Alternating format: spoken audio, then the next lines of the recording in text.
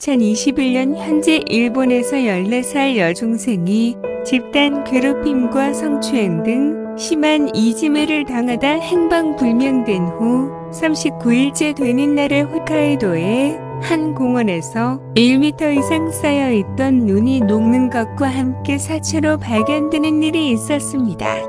피해자는 14살 히로세 사아야 양이었습니다. 지금부터 이 사건의 전말을 함께 알아보겠습니다. 중학교 입학 이후로 피해자인 히로세 사아야 양은 또래 친구들과 잘 어울리지 못하며 겁도는 모습을 보였다고 합니다. 그러던 도중 중학교 근처 공원에서 한 선배와 친해지게 되었는데요. 문제는 지금부터였습니다. 친해진 선배 K양과 K의 친구 B, 중학교 학생 M군이 합류하게 되면서 성적 괴롭힘을 포함한 모든 괴롭힘이 시작되었기 때문입니다. 특히나 학생 M군은 피해자인 히로세 사아야 양에게 옷을 벗은 찍은 사진이나 외설 행위를 하는 사진, 동영상 등을 자신에게 보내라고 요구하는 등 이지매의 주범인 것으로 드러났다고 합니다. 이때 피해자 히로세 사아야 양에게 보냈던 문자로 알몸 동영상 보내, 사진도 좋아, 안 보내면 피 임기고 없이 할 거니까라고 보낸 문자가 있었습니다. 피해자 히로세 사아야 양은 여러 번 거부하다 어쩔 수 없이 사진들을 전송했고, 이때부터 이지매는 본격적으로 시작되었습니다. 예시로 K 양은 피해자 히로세 사아야 양에게 나는 내 편이다 라고 하면서 뒤에서는 M군에게 더 심하게 하라고 하는 등 이중적 행동을 일삼았다고 합니다. 또한 피해자 히로세 사아야 양이 보낸 사진 등을 다른 그룹 채팅방에도 보냈다고 합니다. 2020년 6월 중순에는 가해자들이 피해자 사아야 양을 인근 공원으로 호출해 그곳에서 성행위 등을 보여주기까지를 요구했다고 합니다. 1차 가해자들은 KPM 등을 제외하고도 다른 학생들까지 여러 명이서 강요한 것으로 알려졌습니다. 그 다음 주 즈음에는 급기야 10명 이상의 가해자들이 모여 4m 정도의 높이에서 강으로 뛰어내리는 것을 강요했다고 합니다. 뛰어내리지 않으면 피해자 히로세 사아야 양이 보내거나 강제로 찍힌 사진, 동영상 등을 전교생 모두에게 보낸다고 협박한 끝에 어쩔 수 없이 뛰어내릴 수밖에 없게끔 만들었다고 전해집니다. 뛰어든 히로세 사아야 양은 크게 다치지는 않았다고 하지만 그 이후의 상황은 피해자 히로세 사아야 양의 정신을 더욱 갉아먹게 되었습니다.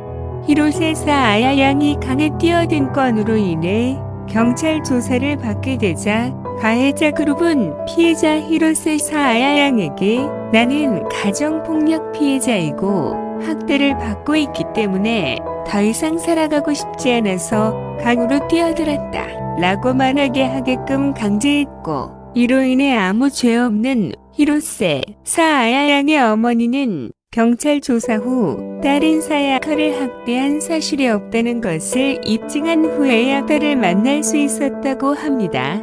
이후 어머니가 딸의 휴대폰을 확인하면서 이지매 사실이 수면 위로 드러나게 되었습니다.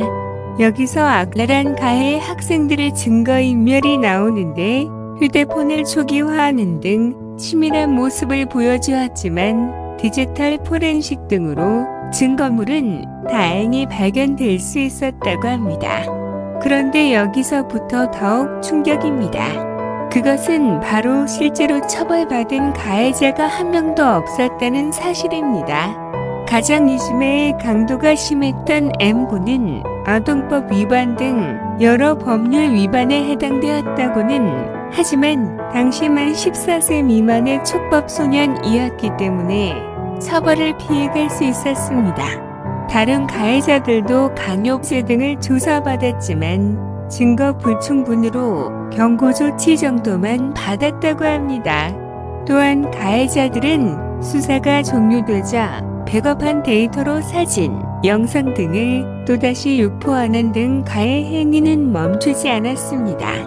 결국 피해자 히로세 아야 양은 이사를 가 다른 중학교로 전학을 가게 되었는데요. PTSD, 괴상 후 스트레스 증후군으로 인하여 집 밖을 두려워하여 집안에 틀어박혀 지낸 것으로 전해집니다. 1년 넘게 PTSD에 시달린 피해자 히로세 아야 양은 지난 2021년 2월 13일에 실종된 행방불명된 후 39일째 되는 날에 홋카이도의 한 공원에서 1m 이상 쌓여있던 눈이 녹는 것과 함께 사체로 발견되었습니다. 여기서 최악의 결말이 나오는데요. 10명의 가해 학생이 모두 처벌을 피해갔을 뿐만 아니라 학교는 사건을 은폐하려 했으며 심지어 교감은 가해자 10명의 미래와 피해자 1명의 미래 중 무엇이 더 중요합니까? 1명 때문에 10명의 미래를 망치라는 건가요? 뭐가 일본 미래에 도움이 되나요? 라는 말을 남기기도 하였습니다. 정말 믿을 수 없는 일이 아닐 수 없습니다. 히로세 아야 양이 10살 이후로 홀로 키워온 어머니는 지금도 그 아이를 낳았을 때를 잊지 못한다. 3.39kg의 건강한 여자 아이였다. 벤치에서 새소리를 들으며 조용히 공부하는 것을 좋아했다며 딸에 대한 그리움을 감추지 못했습니다. 2019년 문부과학성이 집계한 일본 전국 초중고 학교 에이즈의 건수는 총 61만 2,496건으로 1년 사이 68,563건이나 늘어나 역대 최다였습니다.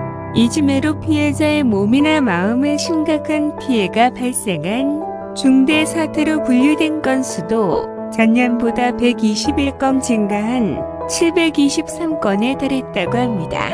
정말 어마어마한 수치가 아닐 수 없습니다. 또한 일본은 올해 전국적인 폭우가 내리고 있다고 합니다. 이로 인해 전국적 가택철도 등 범죄가 증가하였으며 심지어는 출산 직전에 임산부가 병원에 가지도 못한 채 출산하여 아이가 숨지는 일 또한 발생하였다고 합니다. 정말 대단한 일본의 민도가 아닐 수 없습니다. 이 또한 이즈메 피해자들의 일본 국민성에 대한 서린 복수가 아닐까요? 피해자를 애도하며 이만 줄이겠습니다. 시청해주셔서 감사합니다.